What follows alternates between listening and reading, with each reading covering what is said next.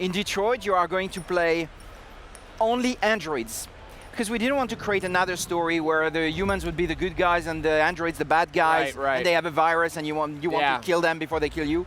We wanted to take a different angle and say, okay, what if they were the good guys and we humans were the bad guys? Fascinating. So that's exactly the starting point. And some androids in this world start to have a strange behavior. I mean, they start to leave without any reason, or they commit suicide, which is really strange for a machine, of course, and some of them, few of them, start to have an aggressive behavior against humans. So there's obviously something wrong with them, but we don't know what, and that's really the starting point of the story. I mean, just hearing you explain that, my mind is clamoring with all of these, analogies to things that are happening in actual culture right now. It's really, really cool. So, that's what I love about great science fiction, is that it's about actual things. It's about actual parts of our society, about parts of our culture. So that's why it's so exciting to me to see a game like this. And we're seeing some footage right now. We saw some of this at the press conference, a big PlayStation press conference the other night. You guys have done Heavy Rain, you did Beyond Two Souls, actually going even further back, you did Fahrenheit, or as it's known here in the United States, Indigo Prophecy. Which name do you like better, by the way? Fahrenheit. Yeah, I do too, I think. And you did Beyond Two Souls most recently, out now on PS4. Here we go with Detroit Become Human. And it's all about choice and consequence, right? Oh, absolutely. I mean, the first thing to know is that there is more than one playable character. It's pretty much like Heavy Rain. Yeah. We have different androids that we can play. So at the moment we have announced Kara as our very first playable character. And here we're at T3 to show the second playable character called Connor. And maybe there's more, who knows? Who's to say? Yeah. And the player will play them through different scenes. This is pretty much the same way Heavy Rain worked. And scene after scene, you tell the story. And what it was very important to us was not to tell the story through cutscenes, but to let the player build his own story through his actions, through his choices.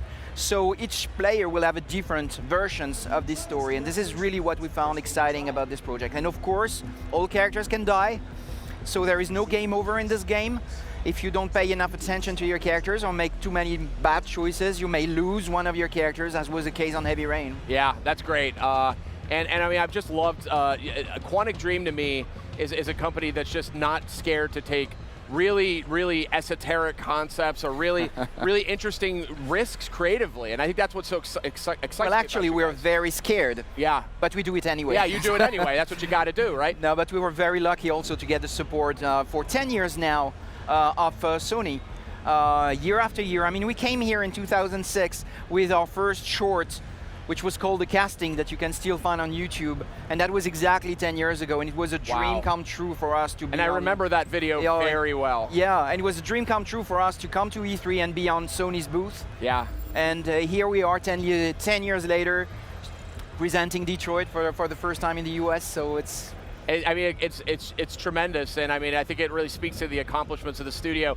And I just love the theme, and I love the style. Like, you guys have always been had great style in your titles, but this one, I think it's got to be partly due to the power of PS4. You know, really being able to push the visual envelope. I mean, some of the stuff we're seeing right now is just knockout. You know, it's incredibly impressive. Well, we love developing engines, to be honest with you. We develop, each new game is a different engine. So we're probably one of the very few studios in the world to do that, because that's probably insane. But with Detroit, we wanted a very specific look. Yeah. And we wanted to develop the sense of cinematography in the engine. So we needed to develop some specific features about the lighting. What we call physically based shaders is the fact that all the materials react correctly to the light. We have developed what we call close-up lighting. So it's like in a film, when we have close-up shots of the characters, they always have a specific lighting set, so they always look great. Cool. Lighting, shadows, what we call physical cameras, which is the fact that our lenses are really based on real physics of real optics. So it's a lot of tiny things that... You add them all up, you Exactly, know? and maybe gamers won't care about all this, but... They just know it looks great. Yeah. It looks great. Yeah. So it's not lost on me. I remember maybe 3-4 years ago, you guys released a video called Kara. Absolutely. You know, and it was actually really powerful about this robotic woman or an android woman being kind of constructed and kind of realizing who she is, trying to get away. kind of soul-wrenching, actually, to watch that, but it was powerful stuff. And I think maybe it's become clear that that was maybe a prototype or sort of a thought experiment into this title. Yeah, well, it was not about Detroit. Actually, it was just a technical demo at the time. I just wanted to write a short piece, 5 minutes, and we wanted to test different emotions. So I needed to write a short script where my character would very quickly go from one emotion to another. And but the piece, when it became so successful, I mean, it's been viewed I don't know how many million times. It won an award at the LA Short Fest, which was a premiere for a video game, technology. But I had no other plan beyond that. And actually, the question that people kept asking us was, what happens to Kara when she leaves the factory? And actually, I didn't have a clue. And but I was really haunted by this question because I thought, yeah, what happens to her? Yeah. And so I had to imagine the world outside the factory and what would happen to her when she leaves the factory, and that was really the starting point for Detroit. Powerful stuff, and again, that's what I love about you and I love about Quantic Dream is you're willing to take that stuff on, because it's not exactly like a standard blockbuster premise, right? It's a little deeper, it's a little more intellectual, but you guys have had some, you guys have performed very well. I mean, Heavy Rain was a big hit. Beyond Two Souls did great, had a lot of Hollywood talent. I wanted to ask you a little bit about, in terms of the interface, in terms of the controls. Are we veering a little closer to Heavy Rain or a little bit closer to Beyond Two Souls, or?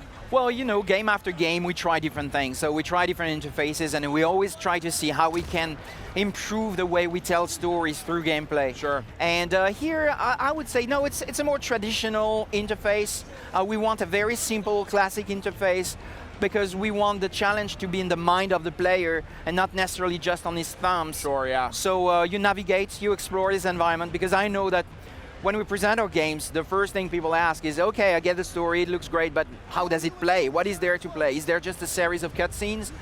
No, I mean, game after game, we try to explain that, no, you're in control of the character, you really decide what you want to do, you interact with your environment, you interact with the other characters, and your decisions shape the story. And what we want to do with this game is really the most bending experience, the most branching experience we've ever created, and really, again, letting the player tell his own stories through his interactions. So one of the big themes coming out of this PlayStation's press conference and E3 in general is the rise of VR. And VR is becoming bigger and bigger and bigger. I can only imagine for somebody like you, you're really invested in storytelling, you love sort of interactive storytelling. VR must be very interesting to you. I mean, what are your thoughts about it? It is very interesting. It's, to be honest with you, when I first heard about it, I was kind of skeptical. Like, okay, we had 3D before, and it didn't make it, and we had different ideas like this that never came together, really. And is VR just another of them? And then I tested the system, and I was really surprised by, especially the sense of presence. Yeah. That you have, which is totally new in our world, because suddenly you are in front of someone, and this person is in front of you. And your body begins to almost react to that. Yeah. Absolutely. Yeah. And that's so fascinating, and it's definitely very inspiring. I think it's not just a system on which you can just port existing games and say, look, this is the VR version. I think you really need to design for VR and maybe find new answers, maybe invent new things, because the system itself is so powerful and so different that you need to come up with new ideas in order to really use it. Yeah, it's exciting stuff, and we've got some, we're getting some of the big IPs are sort of jumping in. You've got Batman, we've got Star Wars. So, I mean, I feel like that was one of the big stories to come out of this E3 is really VR is here, and it's becoming more and more legitimized every day, thanks to great creators working on it. I think the other story to come out of E3, at least for me, is the rise of narrative, or maybe the second rise of narrative, because, I mean, I think this was really evident in PlayStation's press conference. I mean, God of War looked fantastic, and I mean, it was this side of that universe we've never seen before. We obviously have Detroit, Become Human, what you're working on, looks sensational. It really got a rise out of people. And I mean, it was just game after game after game, really felt like they wanted to tell a deeper story. I mean, what are your thoughts on that? Oh, I totally agree. I mean, this is something we believed in, years and years ago. And we were a little bit alone when we started talking about all this, even around Indigo Prophecy time, saying, maybe storytelling can be a great addition to existing games, and maybe emotion is a great thing in games too. And some people laughed at us at the time, but today the situation has changed, and not because of us, just because it's a natural evolution of the industry. Storytelling is great. It makes people get involved, interested from the first second to the last second. And I think any type of game can benefit from a good and solid story and good characters. So yeah, I'm really happy, really glad to see all this coming together and more games having better and better stories.